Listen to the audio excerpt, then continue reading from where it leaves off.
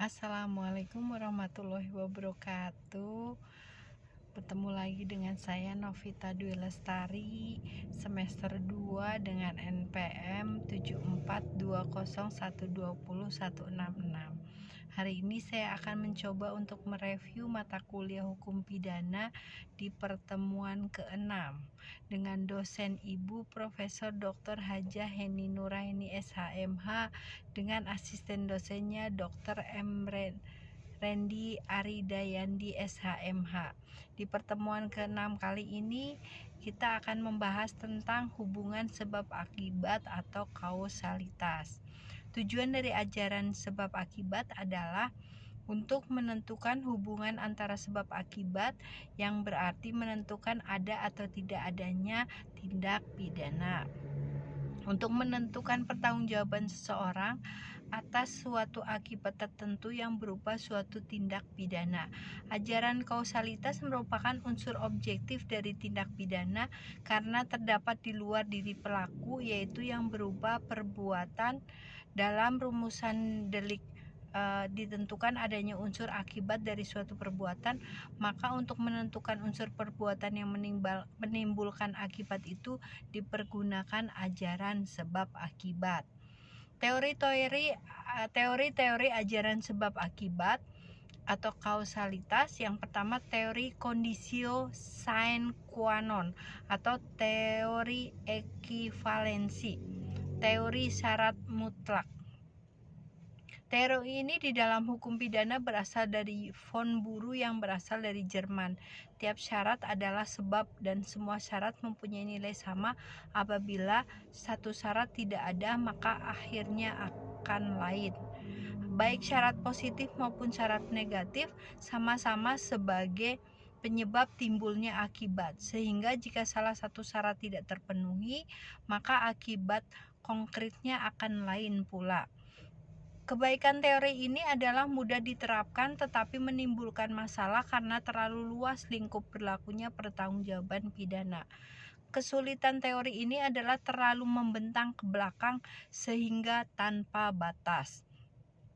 Yang kedua, teori individualisasi. Dalam teori ini mengadakan pembatasan antara syarat dengan sebab secara pandangan khusus atau mengindividualisasi, yaitu secara konkret mengenai perkara tertentu saja dengan mengambil pendapat sesudah kejadian. Dalam menentukan akibat dari sebab dilihat dari rangkaian syarat itu dilihat sendiri-sendiri. Tokoh penganut teori individualisasi adalah Bickmeyer. Menurut beliau, sebab adalah syarat yang paling kuat. Kesulitannya adalah menentukan faktor yang paling kuat itu apa ukurannya. Yang kedua, binding. Menurut beliau, sebab dari sesuatu akibat adalah faktor yang menahan atau negatif dari serangkaian faktor yang unggul. Dua, teori generalisasi. Dalam teori ini melihat peristiwa sebelum kejadian, yaitu serentetan syarat yang merupakan perbuatan manusia dapat menjadi akibat dari suatu peristiwa, yaitu dilihat dari perhitungan yang layak atau pengalaman hidup yang umum terjadi. Menurut teori ini harus dicari sebab yang sama untuk dapat menimbulkan akibat yang bersangkutan. Oleh karena itu, teori ini disebut teori adekuat. Ukuran dari teori ini adalah keadaan atau kebiasaan sehari-hari dari keadaan yang muncul. Persoalannya adalah apa yang menentukan bahwa sesuatu sebab itu layak atau cocok untuk menimbulkan akibat. Untuk itu diperlukan ukuran yang didasarkan pada penentuan subjektif. Yang dianggap sebab adalah apa yang oleh pelaku dapat diketahui atau diperkirakan bahwa apa yang dilakukan itu secara umum dapat menimbulkan akibat seperti itu. Jadi pandangan atau pengetahuan pelakulah yang menentukan akibat dari suatu sebab. Tokoh pandangan ini adalah von Kris. Yang kedua, penentuan subjektif. Yang dianggap sebab adalah apa yang oleh pelaku Yang kedua adalah penentuan objektif.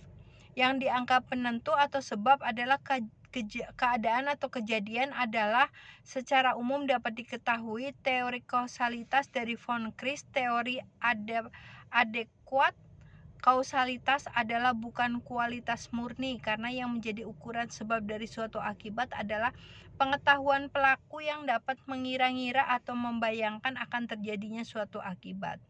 Tinjauan terhadap teori kausalitas. Dari teori-teori tentang kausalitas yang dianggap paling mendekati kebenaran adalah teori adekuat atau kausalitas. Tetapi untuk menggunakan teori ini perlu mendapatkan penambahan, yaitu adanya unsur kesalahan dari pelaku dalam melakukan perbuatan atau kegiatannya. Oleh karena itu, teori dari von Christ ini dianggap sesuai dengan jiwa hukum pidana, yaitu dapat melindungi kepentingan hukum terhadap perbuatan yang hendak memperkosanya. Atas dasar itu, hukum pidana harus membuat pagar atau aturan terhadap ketindakan atau perbuatan yang mendatangkan kerugian. Kelemahan teori ini adalah terlalu banyak menggunakan istilah yang tidak terang atau kurang jelas seperti kata-kata kadar, biasanya, pengalaman manusia pada umumnya, dan lain-lain. Teori kausalitas dalam hal tidak berbuat muncul dalam delik omisi dan delik commotionis per omissionem commissa, yaitu delik yang dilakukan dengan cara tidak berbuat. Terhadap hal ini ada beberapa pendapat, yaitu tidak mungkin orang yang tidak berbuat akan menimbulkan akibat. Pendapat ini tidak dapat dipergunakan dalam IPS, khususnya ilmu hukum pidana. Ukuran dari sebab adalah perbuatan yang paling positif yang dilakukan oleh pelaku, sebab adalah sesuatu yang dilakukan. Jadi teori ini juga tidak dapat diterima dalam hukum pidana karena bukan yang paling positif yang menjadi ukuran, melainkan yang ada hubungannya antara sebab dengan akibat. Sekian review pertemuan ke-6 hukum pidana. Apabila banyak kesalahan, saya mohon maaf yang sebesar-besarnya. Wabillahi taufik wal hidayah. Wassalamualaikum warahmatullahi wabarakatuh.